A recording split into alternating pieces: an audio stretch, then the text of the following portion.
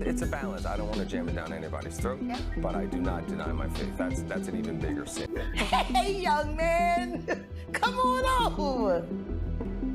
My husband just wants to touch you for a little while on camera. I promise you, you won't feel a thing. Sniff this. Mark Wahlberg didn't throw a tantrum or blast anyone in an interview. He didn't go on a podcast rant or start naming names. He just dipped quietly, packed up his family, said goodbye to Los Angeles, and rolled out to Nevada like it was nothing. No drama, no final statement, just gone. To the average person, it looked smart. Better taxes, less red tape, more space. But folks in the biz, they saw the truth. This wasn't just about a fresh start, it was a retreat. Not from acting, but from what the industry had turned into. Something about the whole move just felt like a silent scream for help. Wahlberg started speaking out more, dropping hints about the stuff that made him uneasy. He talked about the rise in crime in LA, the homelessness problem spiraling out of control, the messy political vibe. But under all that, there was something deeper.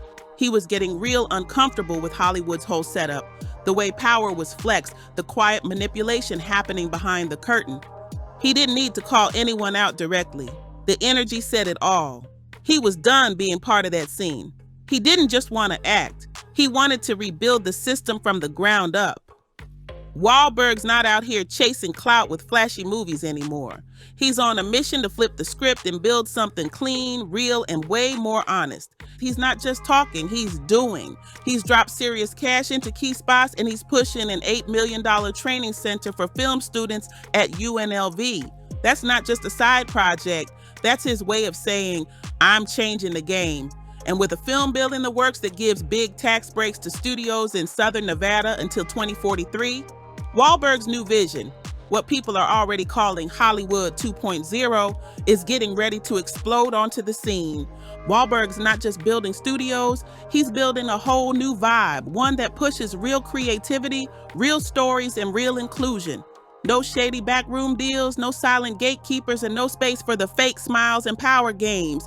He's flipping the script and calling out an industry that's been running on secrets for way too long. With his bold vision for Hollywood 2.0 coming into view, the old system is starting to sweat. His mission? To build something way cleaner, where respect, honesty, and real talent actually matter.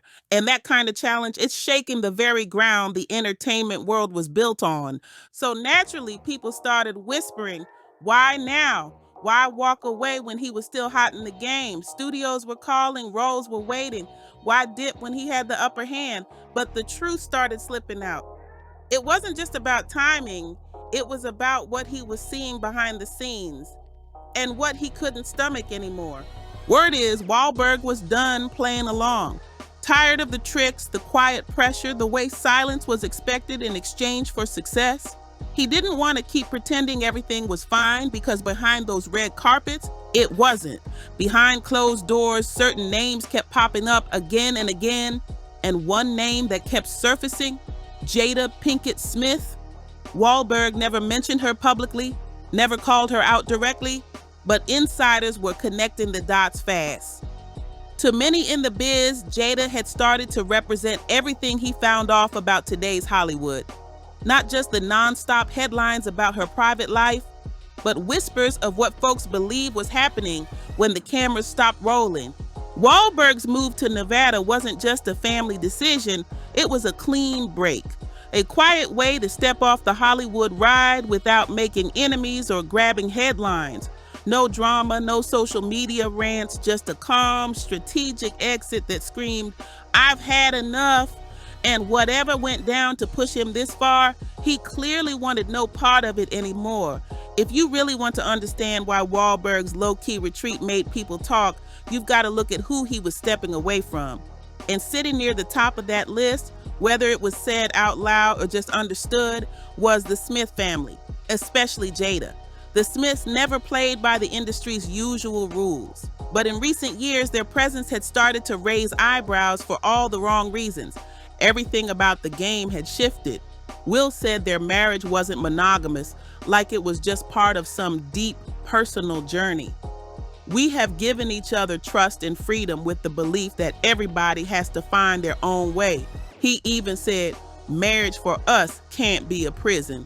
But here's the twist. Jada, she never bought into the idea of traditional marriage in the first place.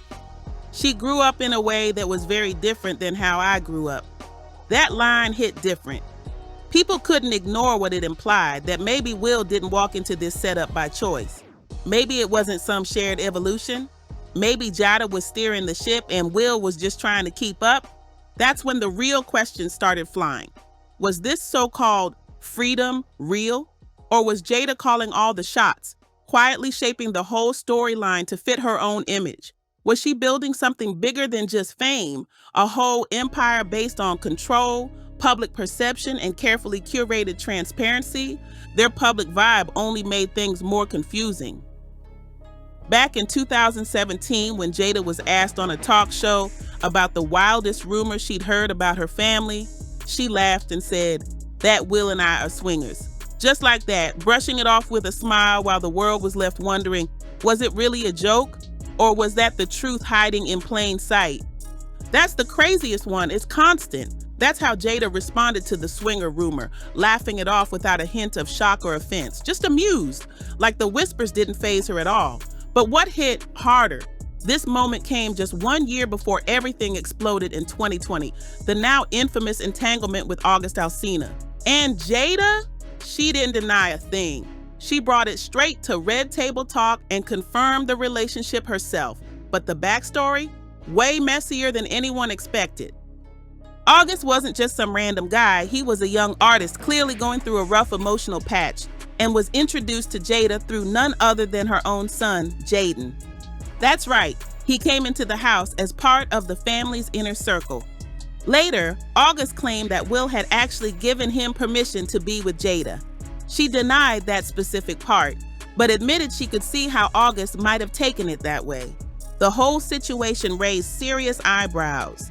A powerful woman, way older, getting involved with someone much younger, someone connected to her son, and then framing it all as a journey of healing and self-discovery. To many, it didn't sit right. It wasn't just shocking.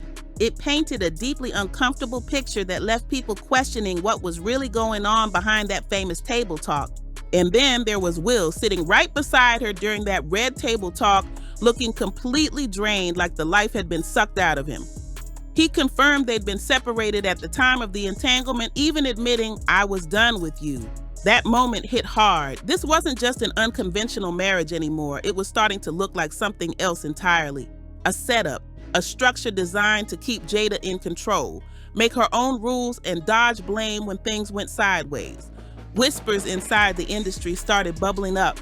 People began to talk, but only quietly, because what this arrangement really showed was how certain people were using these non-traditional setups to gain more power, not just in their relationships, but in how they moved through the Hollywood system itself. And that's reportedly what really shook Mark Wahlberg. It wasn't about open marriages or freedom of choice. It was about how those choices could blur lines, pull others in, and slowly shift what was considered acceptable, even when it felt completely off. This wasn't just the Smiths living differently. It felt like a whole new rule book was being written, and Jada was right in the middle of it. Wahlberg didn't just see a couple doing their thing. He saw a network running with exact moves under the mask of healing and openness, where even trust and marriage were being redefined, twisted, and turned into tools for control. The pattern became impossible to ignore. Vague denials followed by quiet, calculated confirmations. It all felt strategic. A way to keep control, protect the brand, and stay untouchable in an industry where reputation means everything. Wahlberg wanted no part in that game, and the deeper he looked, the more obvious it became. This wasn't just a personal decision, it was survival. Walking away was the only move that made sense. Because when you talk about Hollywood families, few have been more picked apart than the Smiths. Most people stay locked on Will and Jada's wild relationship dynamic. But the deeper, more disturbing part, what their kids were exposed to, and often with the cameras rolling. Back in 2014, a photo hit the internet that lit up every corner of social media. It showed 13-year-old Willow Smith lying on a bed next to 20-year-old actor Moises Arias. He was shirtless. She was fully clothed, but the image didn't sit right with the public. There was no clear explanation, no movie shoot, no behind-the-scenes context that made it feel okay. People, especially parents, were outraged, not just at the image itself, but at how Jada reacted. Instead of addressing the concern or calming the storm, she brushed it off, called it art. Then she flipped the script and scolded the public for projecting negativity. But the internet wasn't buying it, and the backlash didn't fade quietly. If anything, it raised even bigger questions about what was happening behind those polished public moments. Soon after that photo went viral, reports came out that the LA Department of Children and Family Services had stepped in. They launched an investigation to see if the Smiths had failed to protect their daughter. No charges were filed, but that wasn't what made it stick in people's minds. It lingered because it cracked open a much bigger question. What kind of environment were these kids really growing up in? That question came roaring back in 2023 when Jaden Smith took the stage at a psychedelic science conference in Denver. And what he said, it stunned the crowd. With zero hesitation, he shared that his mother, Jada, was the first person in their family to start using psychedelics. He said it casually, like it was just another daily habit. It was just her for a really, really long time, Jaden explained. And then eventually it just trickled and evolved in. Everybody found it in their own ways.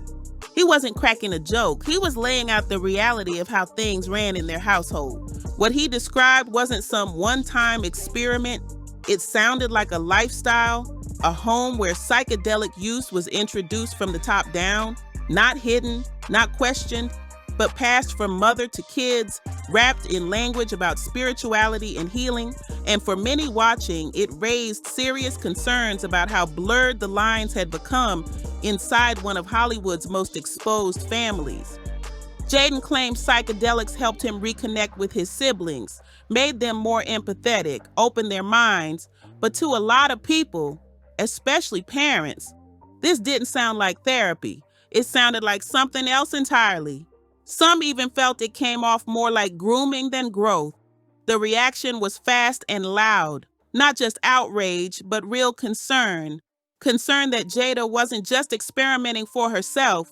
She was bringing her children into something way beyond their years, under the belief that it was safe or even beneficial. And for someone like Mark Wahlberg, this didn't seem like a random situation. It looked like a pattern, a household where the lines kept shifting, where anything could be brushed off as healing or personal growth, even when it involved kids. Where controversial choices weren't hidden, they were rebranded and defended. And instead of being shielded from adult situations, the children were brought straight into them. For Wahlberg, a father first, actor second, this hit differently. He wasn't just watching from a distance like everyone else scrolling online. He was reportedly paying close attention, because to him, this wasn't about judging someone's parenting choices. It was about recognizing how far things had gone. Some of Hollywood's biggest names weren't raising their kids with privacy or protection. They were raising them under the spotlight, with exposure and risk baked into daily life. This was about recognizing when the line gets crossed and watching it happen over and over again. Will and Jada might call their lifestyle progressive, enlightened, or free. But for many who've been around the industry long enough to know what goes down behind the scenes, it didn't feel like freedom. It felt like neglect. And for Mark Wahlberg, that was just one more reason to step away, not just from the culture itself, but from the power players shaping it from the inside. Because when you look at who's really influencing the new Hollywood, it's not just studios and execs, it's high-profile families creating their own playbook and pulling others into it. But that might not be the only thing Wahlberg was backing away from. There's also the whispers, the ones about the so-called Hollywood circle, a secretive scene that some claim has Will Smith caught up in it deep. Take comedian Bert Kreischer, for example. He once shared a strange story involving Will that still gets talked about. According to Kreischer, back when he was just getting his footing in the industry, he ran into Smith at a recording studio while Will was working on his Millennium album. Will seemed to like his comedy and invited him to hang out later that night. Kreischer, not knowing what he was stepping into, agreed. Will said they'd go see a movie, but that's not exactly how the night played out. But this is where things took a strange turn. According to Kreischer, when he called his dad to tell him about the invite, his dad hit him with a serious warning. He told Bert that in Hollywood, things aren't always what they seem, and suggested that sometimes men who've lived wild lifestyles with women might start chasing other kinds of thrills. Kreischer wasn't sure what to make of that at first, but just to be safe, he took the advice seriously. He showed up looking as uninviting as possible, rocking overalls and a sweater, trying to kill any vibe before it started. When he got to the meeting spot, a Planet Hollywood restaurant, someone pointed him downstairs to a private area, and that's when the nerves kicked in. Kreischer admitted he fully expected to walk into something he didn't sign up for. Instead, he found himself in a private screening room, surrounded by 10 black men, including Jazzy Jeff. The vibe? Totally calm. They just watched the movie. Nothing strange happened. Kreischer thought maybe he had overreacted, but then came the twist. After the film, Will casually asked, "What'd you think of the people in the room?" That's when Kreischer realized he hadn't just watched a movie with random guests. He was sitting with legends. Hip-hop icons like Kool Moe Dee and Biz Markie. Will had actually brought them all together just to introduce Kreischer to greatness. And in that moment, the whole night flipped from suspicion to surreal. I'm literally like, oh my God. That's how Kreischer described the moment he realized he just sat through a movie with hip-hop royalty. His wild story set off a wave of chatter in Hollywood, fueling speculation about how some of the biggest stars might be bringing newcomers into the inner circle. People started wondering, was this just a quirky night or part of something deeper? And when it comes to whispered circles and elite gatherings, another name always seems to pop up: Sean Diddy Combs. Known for throwing wild, star-studded parties, Diddy's events are infamous. Not just for the guest list, but for what's allegedly happening behind those velvet ropes. We're talking about rumors filled with secrecy, heavy indulgence, and strict rules about who gets in and who stays silent. And guess who's reportedly been spotted at more than a few of those exclusive nights? Will Smith. According to some sources, these aren't your average celebrity hangouts. They're said to follow a strict code. What happens there stays there. Breaking that silence supposedly comes with a steep cost, but lately more voices have started to speak up, and now those whispers about secret lists, strange rituals, and boundaries being crossed are growing louder. The curtain's starting to lift, and people are beginning to ask, what's really going on at the top of Hollywood's food chain? Then there's the ongoing buzz around Will Smith's inner circle and how some of his closest Hollywood relationships may go way beyond friendship. Actress Lisa Ray made waves when she opened up about her ex-husband and his connection to Will's longtime friend, actor Dwayne Martin. Somehow within that relationship, I lost my husband to Dwayne Martin, she said. They became better friends than me and my husband, and I couldn't understand that for the love of God. It was a bold statement and one that caught a lot of people off guard. In the same interview, Lisa Ray claimed Dwayne would introduce her husband to several women, many of whom were her own friends, and behave in ways that disrespected their marriage. The problem was, I married a playboy, she admitted. It was a powerful moment in her sit-down with Wendy Williams, but even afterward, people were whispering that she might have been holding something back, that there was more she wasn't saying out loud. And here's where it gets even messier. This isn't the first time Dwayne Martin's name has come up in conversations about unusually close ties to married men. For years, rumors have swirled that Will Smith may have introduced Dwayne to certain relationships that blurred boundaries. Their connection goes way back to 1993, when they met on the set of The Fresh Prince of Bel-Air. Dwayne guest starred in the episode It's Better to Have Loved and Lost It, and from there, a tight-knit friendship formed, one that's lasted for nearly 30 years. Over the years, Will Smith and Dwayne Martin were often seen side by side, posing for photos, showing up at events, and clearly enjoying each other's company. As they both climbed the Hollywood ladder, fans started to notice just how tight their bond was, And of course, that sparked plenty of speculation. Some began to call it a bromance, but others insisted it might be more than that. Whispers of something deeper between Will and Dwayne began circling, and they didn't fade easily. A lot of fans pointed to moments that seemed to blur lines, especially when it came to Will's comfort with pushing boundaries in his interactions with other men. In 1993, Will played a gay con artist in the critically acclaimed 6 Degrees of Separation, a bold role at the time that raised eyebrows, especially since that same year marked the start of his friendship with Dwayne Martin. The timing alone kept the rumor mill turning. As Will's star began to rise, so did the speculation. Rumors about his private life started gaining traction, with many fans taking strong positions, either defending him or questioning the closeness of certain relationships. Both Will and Dwayne denied any claims that crossed the line, emphasizing that their friendship was just that, a friendship. At the time, both were married, which helped quiet the gossip. Will had tied the knot with Cherie Zampino in 1992, though they split in 95.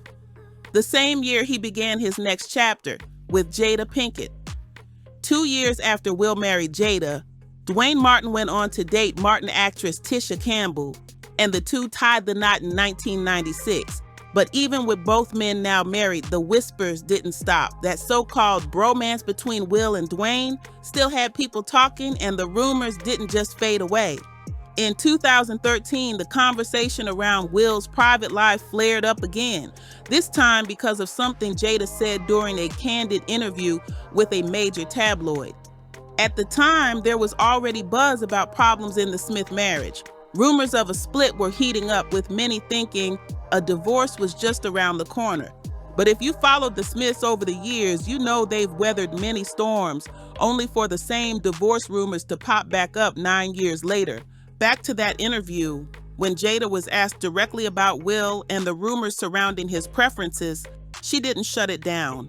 Instead, she gave a vague but interesting answer. She said she always encouraged Will to be true to himself. As long as he can look in the mirror and be happy with who he is, she said, then he should feel free to be just that. She made it clear she saw herself as his partner, but left the rest up to him. The way she phrased it, it kept the speculation alive and had fans reading between every single line. Mark Wahlberg didn't walk away from Hollywood on a whim. This wasn't about dodging traffic or chasing tax breaks. It was a slow, calculated move, and deeply personal. For years, he played the game. He worked with the biggest names, starred in hit franchises, and built a public image rooted in grit, faith, and focus. But something was shifting behind the curtain. Wahlberg started to feel out of place, not because he wasn't winning, but because what it took to win was starting to change. Slowly, the things he used to overlook became impossible to ignore. It wasn't just the big egos or the endless politics, it was the entire system.